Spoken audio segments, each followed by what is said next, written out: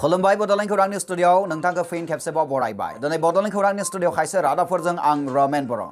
गिबि रादाबखौ होनो लादों श्रीरामपुर पुलिसनि सिग्रोमनायाव गंसे ट्राक गांजा हमदों। ट्राक सालायग्राजों लोगोसे सासे खालासिखौबो खानाय जादों। क'क्राझार जिल्ला गसाइगाव महकुमानि सिङाव थानाय आसाम आरो सोनाब बेंगल सिमनानि श्रीरामपुराव थानाय सिमुल टापु पुलिस बिफाना 30 नं राजा लामायाव मैया 10 जुलाइ खालाराव फुंनि 10 बाजियाव गंसे ट्राकआव आयेननि बेरेखायै गांजा लांनायखौ हमनो हादों होननानै मिथिनो मोननाय जादों। हमजानाय गांजाखौ आसामनि कार्बि आंलं जिल्लानि सुखानजारनिफ्राय बिहारसिम लांबाय थादोंमोन होननानै पुलिस बिफाना खौरांगिरिनो फोरमायथिदों। हमजानाय सुबुंफोरखौ फारियै कार्बि आंलंनि रेहमेतुल्लाह खान 55 बोसोर आरो राजस्थाननि राकेश कुमार 30 होननानै सिनायथिनाय जादों। हमजानाय गारिनि नङा NL 07AA 0430 आरो गासै 80 ता थम्फा आरो गासै 849 केजि आरो बेनि बेसेना गासै 50 लाखसोनि जागोन होननानै मिथिनो मोननाय जादों। आरो बे गासै 80 ता थम्फाया गासै 849 केजिनि जागोन होननानै मिथिनो मोननाय जादों। आरो बेनि बेसेना गासै 50 लाखसोनि जागोन होननानैबो मिथिनो मोननाय जादों। क'क्राझारनिफ्राय फुंखा बरगयारिनि रिपर्ट बड'लेण्ड खौरां। नैथि रादाबाव दङ बड'लेण्डनि माहारियारि पार्कफोरनि थाखाय गासै 1500 सा बड'लेण्ड फरेस्ट प्रटेक्शन फर्स। नंगौ नायगिरि नोंथांमोना थारखौनो खोनादों। श्रीरामपुरनिफ्राय मोनसे रादाब जोंनि आखायाव गोग्लैदों आरो बे रादाबानो जाहैबाय गसाइगाव महकुमानि सिङाव थानाय श्रीरामपुर सानक'स इक' टुरिजम सेन्टाराव रायमना माहारियारि पार्कनि जौगाथाय आरो लुफुंथायनि थाखाय CSD जों लोगोसे गुबुन गुबुन बिबानगिरिफोरजों सावरायफैदों हाग्रा बिफाननि मावफुं सोद्रोमा मुस्रि रनजित बसुमतारी बिथाङा। मख'नो गोनांदि बिटिआर हालामनि गोदानै बेखेवजानाय आसामनि 6थि रायमना माहारियारि पार्कआव रायमनानिफ्राय कुसुगाव ओनसोलाव नायगिदिंहोयो बिथां रनजित बसुमतारीया।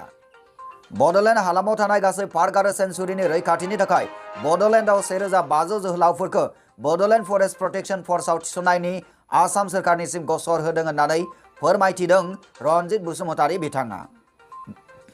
बेनि अनगायैबो आसाम बेंगल सिमनानिफ्राय कुसुगाव सिमनि पार्कसिमहालागै थांनाय राजा लामानिफ्राय मोनथाम लामाखौ गोमगोमै ब्लेक टपिं खालामगोन होननानैबो फोरमायथिबावदों।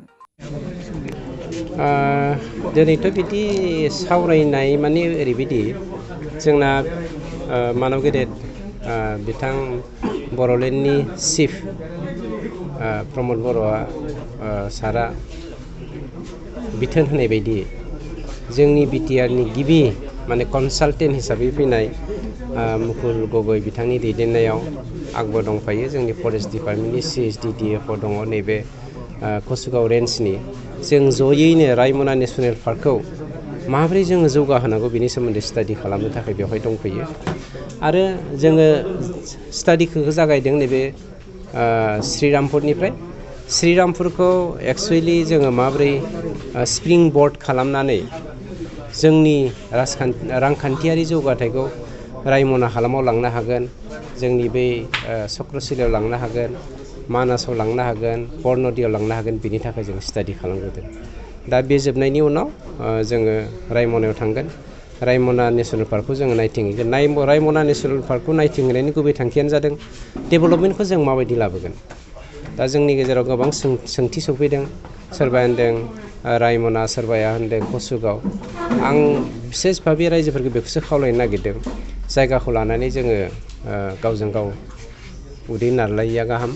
मानोना जोंनि मानव गेदेर प्रमद बर' बिथाङा अलरेडि बिथोन हरखाबाय मेइन रडनिफ्राय राजा लामानिफ्राय कुसुगावजों थांनाय लामा मोनसे आरो रायमनाजों थांनाय लामा मोनसे, बे मोननै लामाखौ बेसेसिम जों सौहायो माने जोंनि रायमना नेसनेल पार्कआ गाज्रि गोहोम गोग्लैयैसिम नोजोर बोनानै बेसेसिम जों हायो माने मोनथाम लेन गोनां लामा जों बानायनो नागिरदों ब्लेक टपिं। आरो बेखौ खोब गोख्रैनो जोङो जागायगोन। बेनिफ्राय रायमना ओनसोल आरो कुसुगाव ओनसोलाव बहा मा अफिस गायसननाय जागोन बेखौ दिनैनि कनसालटेन्टनि दैदेननायजों जोङो बेखौ जों स्टाडि खालामगोन बा सार्भे खालामनाय जागोन। सार खोनानो मोनदों नेसनेल पार्कनि थाखाय प्रटेक्शन फर्स दानाय जागोन आरो बेयो माबायदि मा होनदों?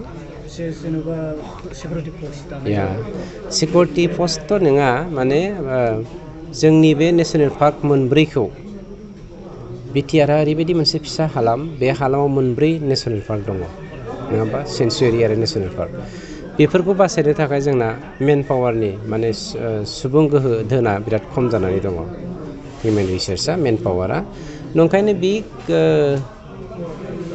आंखालखौ सुफुंनायनि थाखाय जोङो दाखालि जोंनि बिटिआरनि मोनसे इसि मिटिं जानानै थांदों बे इसि मिटिङाव पास खालामनाय बायदियै नैबे बारनि आसामनि बाजेट सेसनावहाय पास खालामनो थाखाय जोंनिफ्राय बर'लेण्ड फरेस्ट प्रटेक्शन फर्स होननाय मोनसे 1500 मोनसे फर्सनि मुं दोननानै जोङो अलरेडि प्रप'जालखौ हरदों आरो जोङो पजिटिभलि लादों बेखौ गभर्नमेन्ट अफ आसामा जोंनो सापर्ट होगोन मानोना देग्लाय बा बे 5 बोसोरनि गेजेराव जोंनि आसाम सरकारा मानव गेदेर हिमन्त शर्मानि दैदेननायाव हिमन्त बिश्व शर्मानि दैदेननायावहाय 35,000 माने बेटेलेन आसाम पुलिस बेटेलेन बानायनानै जोंनि आसामाव माने इयुथफोरनि मा होनो निबनुवा समस्याखौ समाधान खालामनो नागिरदों गतिके 35,000 बेटेलेन दानायावहाय स्पेसियेलि बर' हालामाव बिटिआरआवहाय बर'लेण्ड फरेस्ट प्रटेक्शन फर्स हरनाया गेदेर खोन्था नङा जायनि जाहोनाव जोङो 100% आसा जों नेनानै दङ आरो बेखौ जों गाबोन सबनियानि रिजाल्टखौ मोनगोन होननानै मिजिं खालामदों गसाइगावनिफ्राय फुंखा बरगयारिनि रिपर्ट बड'लेण्ड खौरां दानिया सम सफैबाय बड'लेण्ड खौरांनि गासैबो नागिरो नोंथांमोननिफ्राय बिदाय लानायनि बड'लेण्ड खौरांनि गासैबो नागिरो नोंथांमोननिसिम अननाय मोजां मोननाय आरो सिबिनायखौ फिन बावहरफिननानै दिनैनि रादाबखौ जों फोजोबनाय जाबाय गोजोन्थों।